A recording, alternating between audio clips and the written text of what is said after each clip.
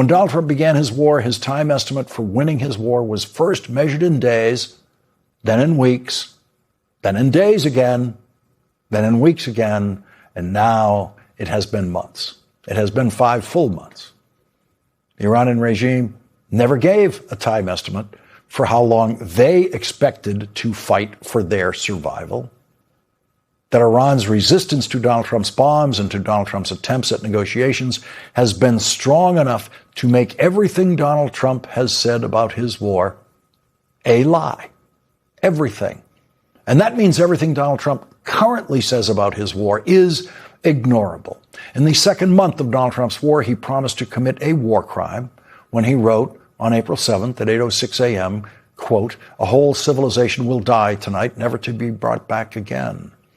Donald Trump promised to murder 93 million people in Iran, and it was condemned around the world as a war crime in and of itself, because threats of terrorism like that are war crimes. That statement, that war crime statement, carried a shock with it. Even among the people who didn't believe Donald Trump would do it, it was sickening enough that he would say it. And then, 10 hours and 26 minutes after saying a whole civilization will die tonight, Donald Trump said, quote, "I agree to suspend the bombing and attack of Iran for a period of 2 weeks." And from that moment forward, the world knew that the clownish man who started this war did not know how to wage this war and did not know how to negotiate an end to this war. And so when he threatened to commit war crimes against Iran, again this morning, no one in Iran or anywhere else in the world had any reason to believe him. I could take out most of their bridges in less than an hour. Less than an hour. But, it takes them 10 years to build a bridge. Bridges take the longest, and power plants are second. I can knock out the power plants. Within 1 day, all of their power plants would be gone. And I let them know that. With negotiations, they said, look, people want me to do that. I think I get almost the same thing out of it as doing it. But the problem is they'll never be able to, I think about 91 million people without power, without bridges, would have to live. And it's a very, very delicate balance. Yeah. So I think we have a very strong position right now. They know I'm going to do that if they don't make a deal. The bridges are going to be gone. Literally in less than, I would say in 2 hours, most of the bridges, the major bridges will all be gone. And the power plants in 1 day. And, if I can avoid doing that, I'd like to do that. And there is the master negotiator at work for the voters who believed they were electing a master negotiator. He is the single stupidest public negotiator in the history of American government, and the whole world knows it. Iran knows it. Even the propagandists at Fox can no longer pretend to believe Donald Trump when he says he is talking to members of the Iranian regime. We hear that you're talking right now with leaders on Iran, but Iran has come out publicly and said, we're not talking to the U.S. We're going to pause as long as they're pausing. We are talking a little while ago because... So could you tell me who you're talking to, Mr. President? For some reason, we can be in the midst of a beautiful discussion, and they'll come out and say, we're not talking, or we didn't discuss nuclear. Well, that's all we discussed, because they'll never have a nuclear weapon. They understand that. And we have had some very good talks. It was a simple question. Who are you talking to, Mr. President? He says they're having talks. Talks with whom? Donald Trump rambled on for another 16 minutes with his Fox cheerleaders unable to mask their confusion without Donald Trump ever saying who he was talking to in Iran. And so the world can confidently conclude that Donald Trump is lying about that.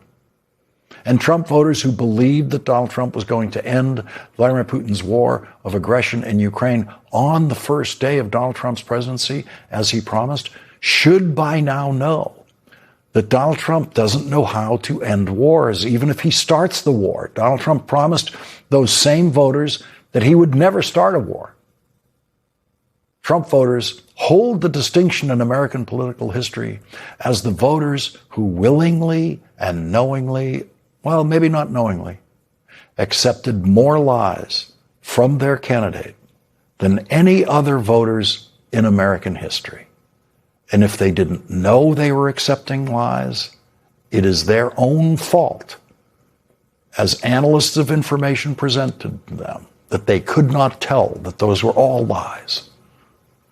Donald Trump knows how badly his war is going.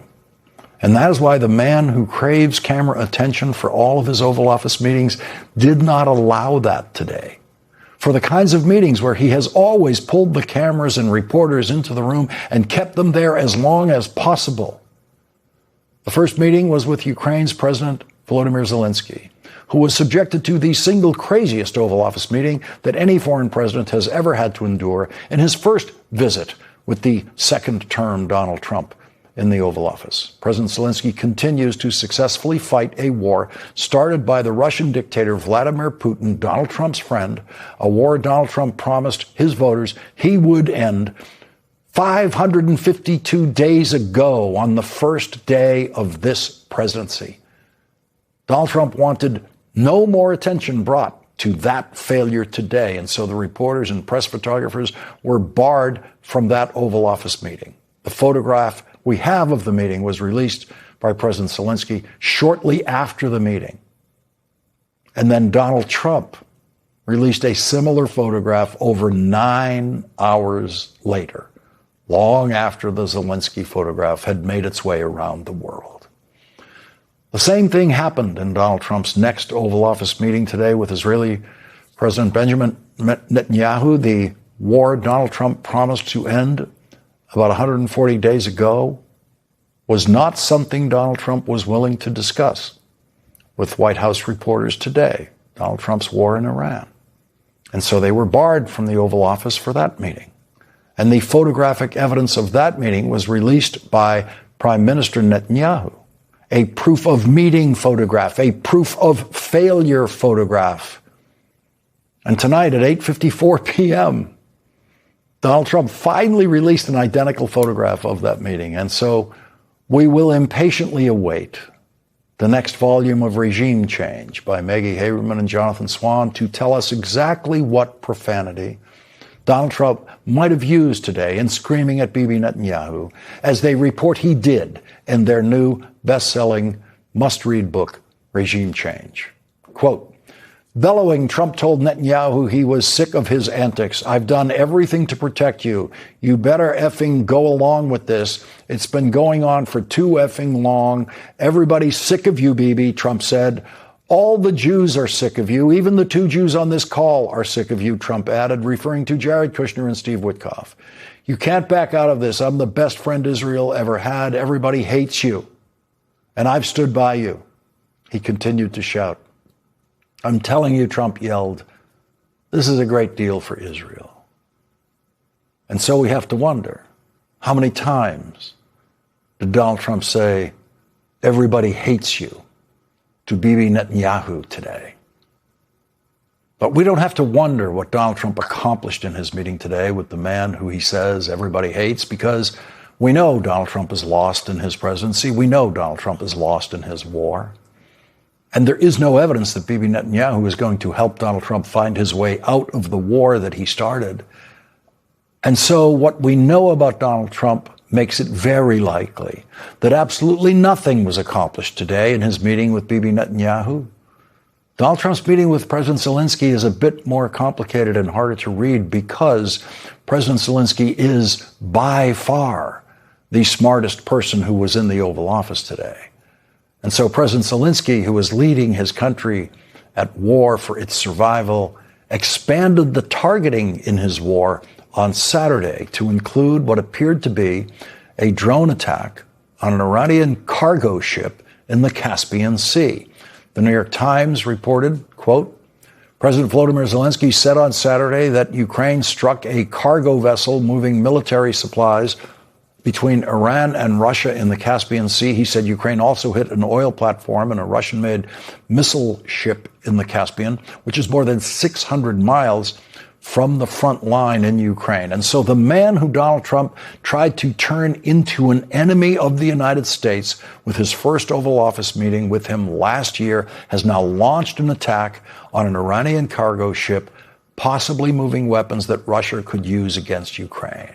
And so how does the tiny mind of Donald Trump process that complication? The New York Times reported that President Zelensky, quote, may also use the attack to try to persuade President Trump that Ukraine and the United States share the same enemy and to advocate for closer military ties. Donald Trump didn't see that one coming from President Zelensky. And President Zelensky is emphasizing which side Donald Trump's friend Vladimir Putin is on in Donald Trump's war with Iran. The New York Times reports Mr. Zelensky said Ukraine's intelligence services had gathered evidence that Russia was providing Iran with satellite surveillance of Gulf states and U.S. military bases in the region, helping Tehran plan and carry out attacks. He said Ukraine would share the intelligence with its Western allies. And tonight, Donald Trump continues to cower in fear of Vladimir Putin, the man who is the Iranian regime's most powerful and closest ally, the man who helps Iran carry out attacks against the United States, the man to whom the weak and cowardly Donald Trump would never, ever dare to say, everybody hates you.